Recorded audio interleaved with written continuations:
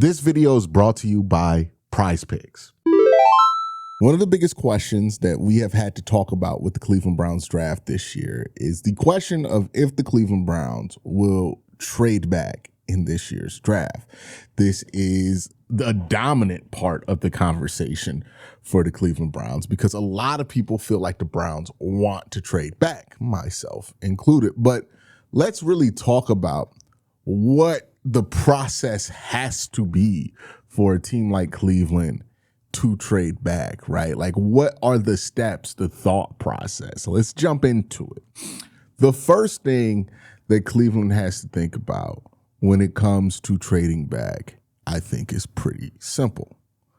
Who do you think could be available to you at 6? And is there a player, if they were to be available to you at 6, would be more valuable to you than any trade back opportunity you can get? Now, let's just work this out, right? Like, I think if Mendoza was available to Cleveland at 6, or a quarterback that Cleveland valued at that high of a level, then maybe that could be enough for them to take trading back out the window. But it doesn't have to just be a quarterback, right? Quarterback's just the obvious example for a team like Cleveland for what they would be willing to forego a trade on to pursue an opportunity to solve their quarterback problem long term. So that's the first question the Browns have to answer. Do you like these players that are going to be available at 6 so much that it's not worth it to trade back? What is your grade on Monroe Freeling? What is your grade on Francis Mauigoa? What is your grade on Carnell Tate, Mekhi Lemon, Jordan Tyson, right? What is your grade on those players? And are those grades high enough to where you can't justify moving back? I'm not always going to be an advocate for trading back. There are some people, no matter what the draft looks like, no matter what the board looks like, always want to trade back, right? We know these people. Every year the Browns get a pick. Oh, we should trade back, right? We should get more value. They're obsessed with getting the extra 5th or 3rd round pick that you can get by trading back. But you have to do the math there, right?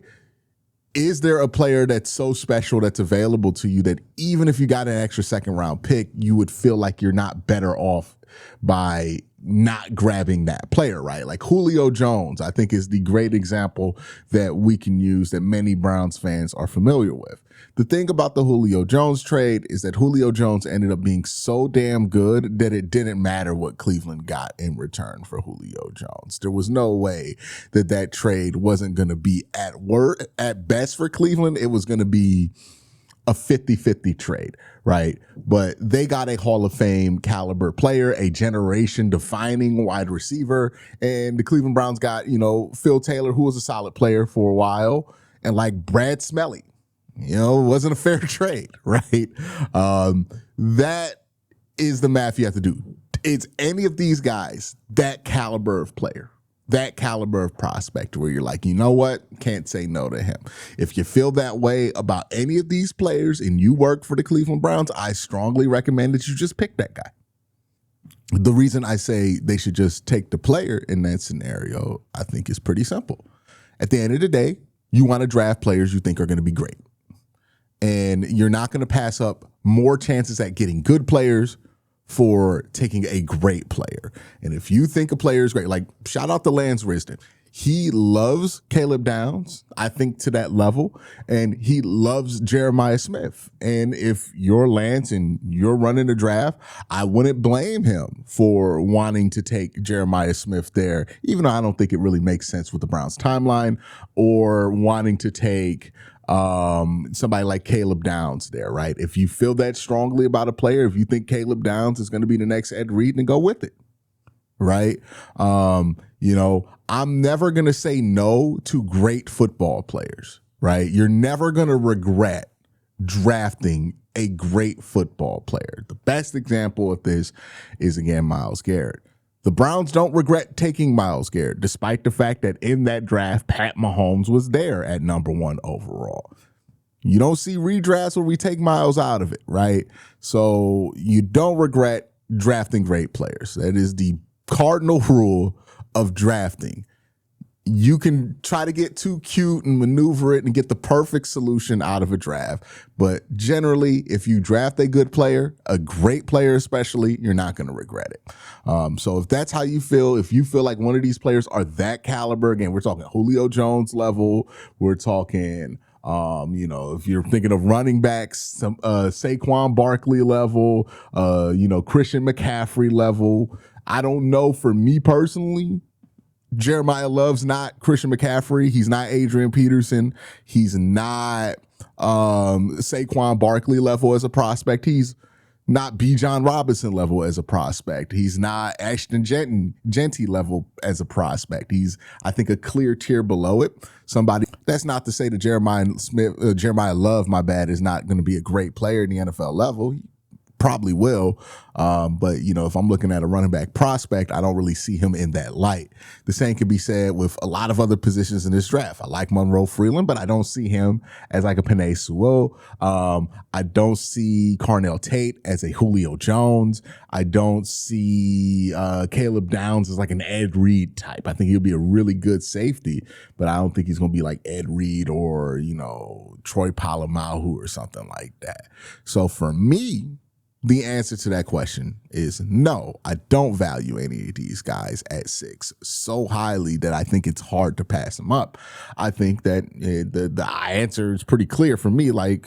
So that means that I would be, if I ran the Browns, more open to a trade back. But we don't know where the Cleveland Browns are on this, right? That's where I am on this, but that's not necessarily where the Browns are on this. If the Browns think similarly to me, then yeah, the value at 6 is not so crazy that we can't pass it up with one of these players that'll be available.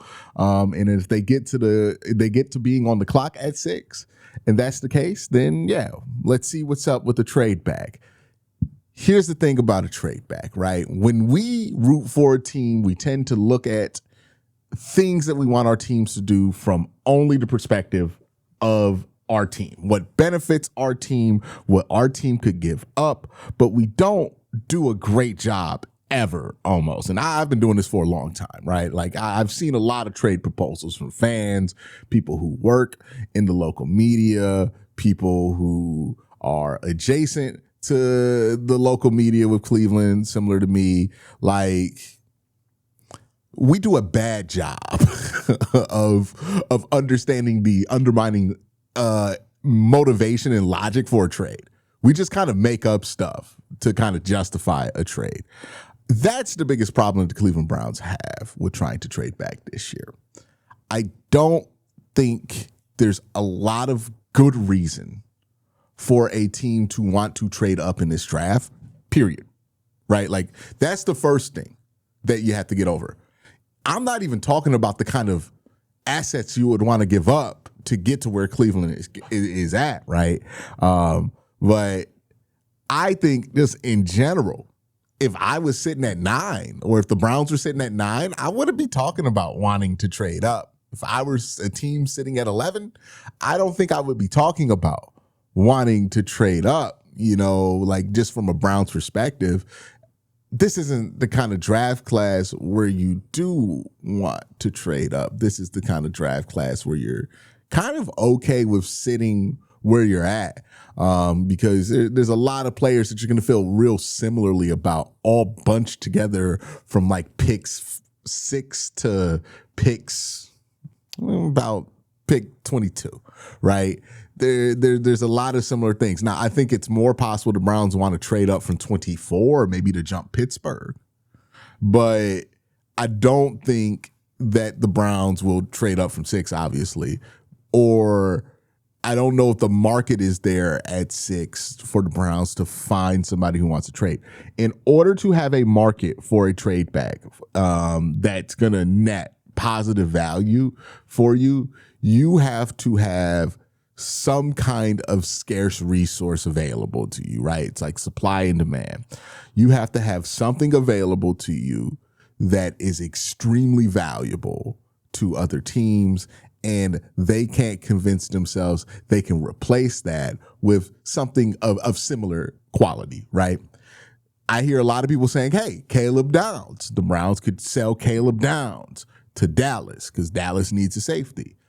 The issue with that is that while Caleb Downs is undoubtedly the best safety in this class, this is a pretty good safety class. And yeah, Caleb Downs, he's really good. He could be a difference maker at the safety position, but also it's possible he could fall. And more importantly, the difference between Caleb Downs and the other safeties in this class is not so wide that you don't think you can get the job done with them if you take them later on. So if you're Dallas, is it worth giving up an extra first to secure getting Caleb Downs when you can simply take an Emmanuel McNeil-Warren later on, or trading Stooks or a Dylan Thietman, right? Like, you got a lot of options at safety. So yeah, Caleb Downs is a blue chip prospect to some people. Yes, that could be seen as valuable, but on top of the fact that his position isn't seen as one that traditionally goes in that top 5, let alone trade for a top 6 pick to get him, you also have to contend with the fact that this is a deep safety class. And if you're Dallas, you're like, yeah, he might be really good and have a high floor, but I think that McNeil-Warren could be a Pro Bowler too, right? You might think that Dylan Thietman can be a Pro Bowler too, right? Like Dylan Thietman, my bad, could be a Pro Bowler too. So why would you make that move? Why would you jump up? That's a big problem there, right?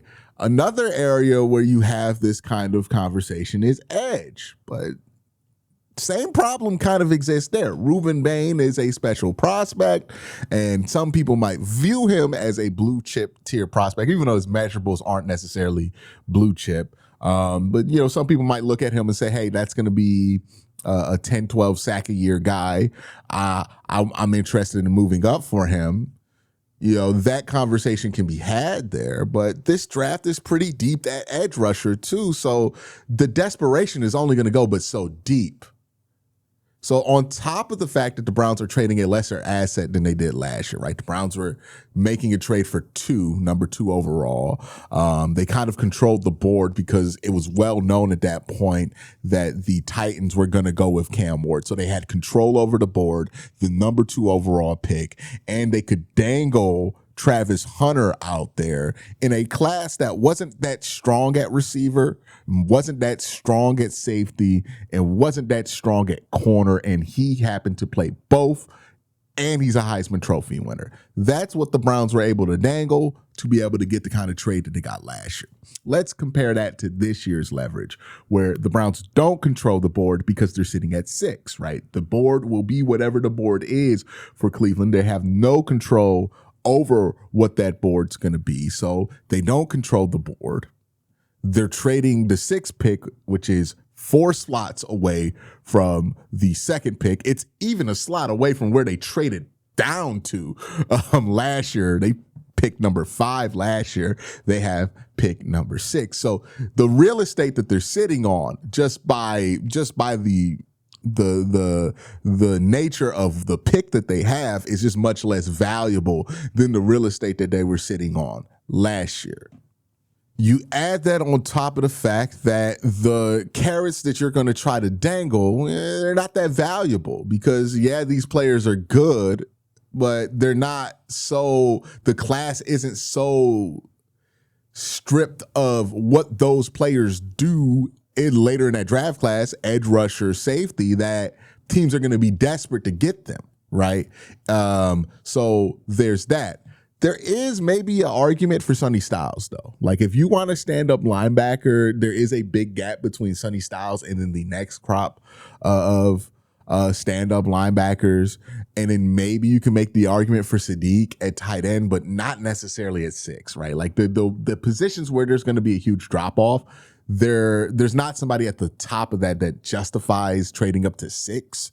Again, the Browns just aren't sitting on good real estate this year, which means when you aren't sitting on the same real estate, when you don't have the same carrots to dangle, the return of what you're going to be getting for that pick it starts to drop off dramatically. And the people who are interested in that pick, they start to be further and further back in the draft. If you don't see much of a difference between a Caleb Downs, a Troyden Stukes, a Dylan Thiemann, a Emmanuel McNeil-Warren, you're not going to care if you want a safety if you're sitting at 6 or 14. But maybe if you're a team sitting at 22, 23, 24, 25, that's something that you entertain. But even then, the question's asked, like, do you really want to move all the way up to 6? Only really if you're getting a discount. Hey, let me talk to you about my sponsor for this year, PrizePicks. It's a fun way to win cash while you're watching your favorite teams. Forget complex betting rules. Their app is designed to be incredibly easy to use. Just pick more or less on a few player stats and lock in your lineup. Speaking of, here are my picks for this upcoming NFL season. They have Myles Garrett at 14 sacks here. I think he will get more than 14 sacks. Joe Burrow at 3,875 passing yards. I think he'll be a 4,000-yard passer. I'm going to go with more. They have Derrick Henry at 1,224 yards. I'm going to go less than that. Check to see if PrizePicks is available in your state. You can follow me on the app at KWEN_C to see all of my lineups. Download the PrizePicks app today. Play $5 and get $50 in lineups when you download the app using the link in the description. This year's draft trade market is a buyer's market, which is a huge problem for the Cleveland Browns when it comes to attempting to trade back in this year's draft, which is why I think they're having the issues of finding trade back partners. We heard the rumor with Dallas, but that seems to have fallen apart. There's a new rumor out that the Rams might be willing to give you a 2027 first to move back from 13. I highly doubt that that's the case because that would be surprising. We're seeing teams already kind of discounting the value of their picks. The Cincinnati Bengals traded for Dexter Lawrence and they used their 10th overall pick, kind of telling you that the value at 10 this year or the value for the draft picks this year just aren't what people want it to be. And I know it's easy for people to see that the Bengals made that trade and go, well, maybe the Bengals are just stupid. But in my years of trying to figure out what the NFL is doing, it's never a great place or a great idea to assume that like the team is making a trade, not because of what the market is saying, but because they're just dumb. That very rarely happens. And I think the reason why Cincy sold that first round pick at a discount is simple. It's because that's all that it was really going to sell for, and they weren't really interested in making a selection at 10. So they just cashed it in for what is probably going to end up being less value than what you would want from a 10th overall pick, but is a safe cash in because you know that Dexter Lawrence is going to be a productive player. All of these factors combined to me really thinking that the Browns aren't going to make a trade back. And it's going to be for these reasons. It's not going to be because they don't want to. It's not going to be because they didn't try hard enough. It's going to be because ultimately the value just did not match what they were willing to give up for a trade back to make sense. So I think they're probably going to have to sit and pick at 6, or if they do want to trade back, the only way to really get value is to move back really far or completely out of this year's first round or draft entirely with number 6, which I don't think the Browns are going to be willing to do. There's too much on the line this season for them to make that kind of a move. So we'll see what happens long term, short term with the draft. But that's my 2 cents on why I don't think the Browns will be able to make a trade back. Not because they don't want to. I think it makes sense that they would want to look for a trade back. But if we're looking at the market, if we're trying to forecast what's going on and just looking at the real estate that the Browns are sitting on, I don't really think it's likely that the Browns are able to make a similar kind of coup that they got last year. I think we're looking at maybe 3rd round picks as the extra compensation, maybe a late second as an extra compensation piece, but like extra first, I doubt it. I wouldn't give up an extra first to move up in this year's draft. I would be really hesitant to give up an extra second, right? I think if they do get an extra first offer or an extra second offer, they have to heavily consider it because that's way more value than what this pick is worth right now, just on that extra pick alone. So yeah, there's a lot of things that they have to consider, but I don't think they get an offer because I don't think the market is shaping up well for that. But let me know what you guys think in the comment section below. Do you think the Cleveland Browns will make a trade back? Do you think that somebody will be desperate enough to make a move for a player? Or do you think, like me, that there's just not enough things going the way that Cleveland needs it to go to be able to make that kind of a trade? Y'all have a great day. Have an even better night. Peace.